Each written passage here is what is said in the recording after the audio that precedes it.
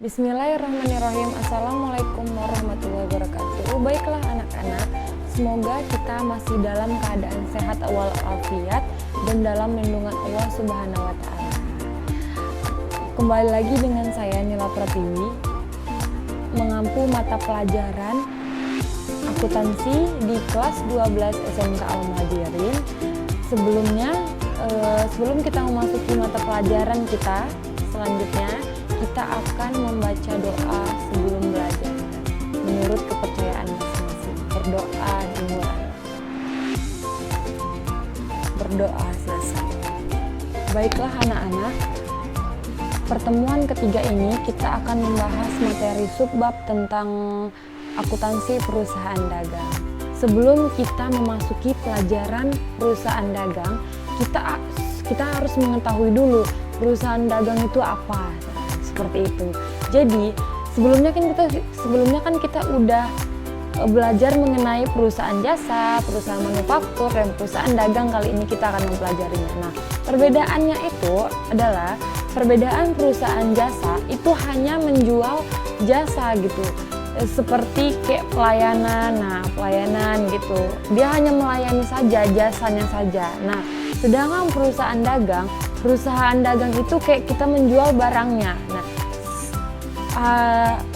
perusahaan manufaktur yang membuat barangnya, setelah itu baru kita yang menjualnya. Jadi perusahaan dagang itu hanya kita yang menjual produknya, harus ada produknya, seperti itu. Jadi kalau perusahaan manufaktur itu kayak terdiri kayak bahan mentah, bahan setengah jadi, dan bahan jadinya gitu. Nah, jadi bahan jadinya ini dijual oleh si perusahaan dagang. Nah, seperti itu dia. Kita akan memasuki pelajaran perusahaan dagang. Nah, perusahaan dagang itu yang akan Ibu jelaskan yang pertama itu adalah jurnal dan buku besar. Nah, jurnal itu apa Ibu? Gitu. Jurnal itu adalah semua bagian transaksi yang terdapat di dalam perusahaan akan dicatat ke dalam jurnal. Nah, jurnal itu terdiri ada 5 bagian. Nah, apa saja Kak itu gitu kan. 5 jenisnya itu akan Ibu jelaskan di slide berikutnya. Baiklah, Ibu akan menjelaskan tentang jurnal. Nah, ada 5 jurnal. Yang pertama yaitu jurnal pembelian. Nah, jurnal pembelian itu contohnya kayak yang mencatat pembelian barang kredit. Nah, hanya barang kredit yang dicatat di dalam jurnal pembelian. Selanjutnya jurnal penjualan.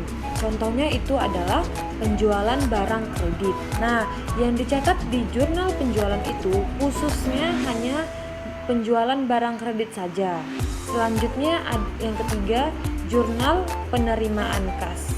Contohnya itu penjualan secara tunai. Nah, jadi penjualan tunai itu dicatat di dalam jurnal penerimaan kas. Yang keempat itu jurnal pengeluaran kas. Contohnya transaksi pembelian tunai. Nah, setiap pembelian tunai, nah itu dicatat di dalam jurnal pengeluaran kas dan tidak boleh di luar jurnal pengeluaran kas. Nah, selanjutnya yang kelima yaitu jurnal umum. Nah, jurnal umum ini yang tidak bisa dicatat di jurnal khusus gitu kan. Pokoknya ini khususnya tidak bisa dicatat gitu kan. Contohnya itu beban penyusutan tetap, terus adanya cadangan kerugian piutang. Baiklah, selanjutnya ada buku besar dan atau disebut juga dengan worksheet. Buku besar itu dibagi menjadi 2, yaitu yang utama yaitu sekumpulan akun untuk mencatat transaksi yang saling berhubungan dan digunakan untuk menyusun laporan keuangan. Nah, untuk menyusun laporan keuangan, yang pertama adanya transaksi, terus dicatat di jurnal, terus lanjut ke penyesuaian, selanjutnya masuk ke buku besar, lanjut ke neraca saldo, terus neraca saldo setelah disesuaikan, terus masuk ke worksheet, terus neraca lajur terakhir. Itu untuk menyusun laporan keuangan. Selanjutnya buku besar pembantu. Nah, yaitu mencatat akun tertentu sesuai nama pemasok, pelanggan, dan perubahannya secara rinci. Nah, secara rinci, dicatat secara rinci. Maksudnya, contohnya seperti ini. Kita membeli terus yang dicatat ke dalam buku besar pembantu yaitu harus nama pemilik, terus perusahaannya apa gitu, dan bagian-bagian lainnya itu dicatat ke dalam buku besar pembantu harus secara rinci, serinci-rincinya. Masuki materi tentang tahap pengiktisaran. Nah, tahap pengiktisaran itu terbagi menjadi 2. Yang pertama itu jurnal penyesuaian dan kertas kerja atau disebut juga dengan worksheet. Yang harus dikuasain anak-anak itu 2 ini. Jadi, jurnal penyesuaian akun-akun apa saja yang harus disesuaikan. Nah, akun yang perlu disesuaikan peralatan, beban dibayar di muka, terus penyusutan aset tetap. Nah, terus yang kedua itu worksheet atau kertas kerja, yaitu akun-akun elemen aset utang, modal dilaporkan di laporan neraca. Nah, jadi aset utang, modal dilaporkan di bagian neraca.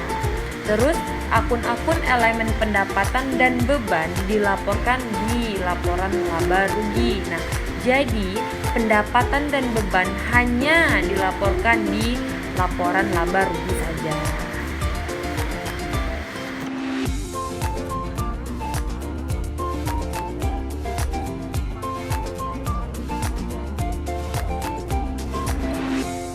Kita lanjutkan di pertemuan sebelumnya.